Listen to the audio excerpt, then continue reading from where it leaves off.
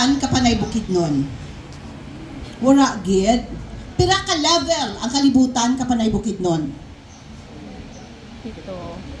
Di ikaw lang daog ka imong price dito to price mo. Wasa sa bat ni ma'am, di tati mo pagtawan ka price, mama nalipatan na anang price. So there's a 7-layered universe for the Panay Bukidnon.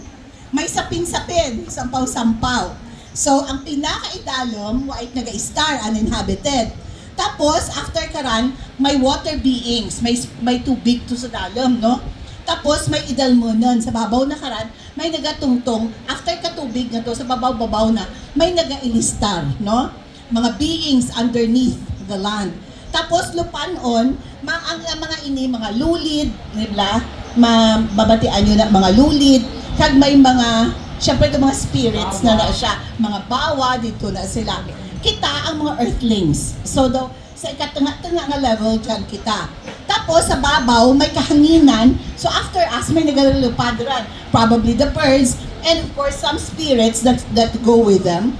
And sa upper world, may ibabaw nun pagit, no? After may mga spirit beings, after sa mga nagalulupad nga mga tangible beings that we can see.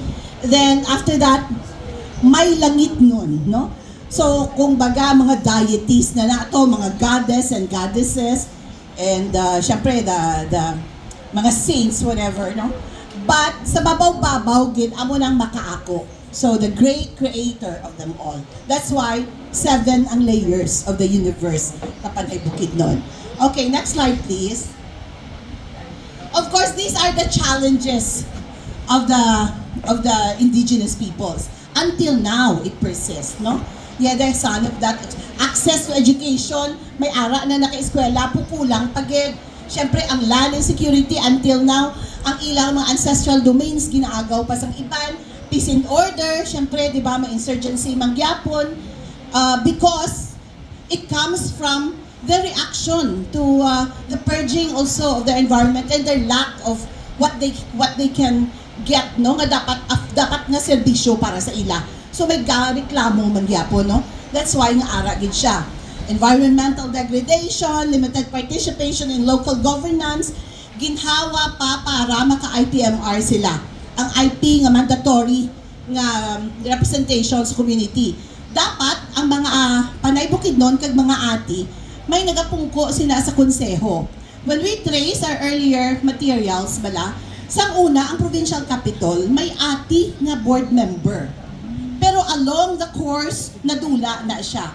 Subong ginari-assert sa mga Panay Bukidnon, indigenous peoples, nga dapat ara sila.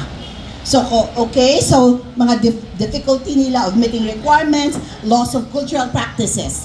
So, amuning pinakabudlay because of the changing times, may technology, may naga-eskwela, nagakalipatan na ang indigenous traditions. So, we are trying amunin nga mga dapat mag-organize kita sa mga amunin nga event para for the youth to really appreciate, no? Particularly ang mga Panay Bukidnon mismo, what they have as a community. And of course, ang mga challenges sa pag-integrate sa ila sa mga political structures, which is really necessary. Until now, ang iba naton balang nga mga tao man sa gobyerno, we have to accept that, no? Nga manubo pagyapon ang paglantaw nila sa mga indigenous peoples. We should not be, because we ourselves have our ancestors from the indigenous community. Kadamo sa aton if not all. Next slide, please. Okay, first encounter with a chanter. Ang una namon nga chanter, si Lola Sosa, ang nanay ni Nang Tarsing. So, amuning gin-research namon sa French Embassy kami gaubra. Okay? Diba? Tapos, pero sa pagkanto namon kay Lola Sosa, hambal niya, hindi nyo sa asagi kasulit-sulit kay wala adat pulos, raw ay. At that time, kay doon na-convince naman si Lola Sosa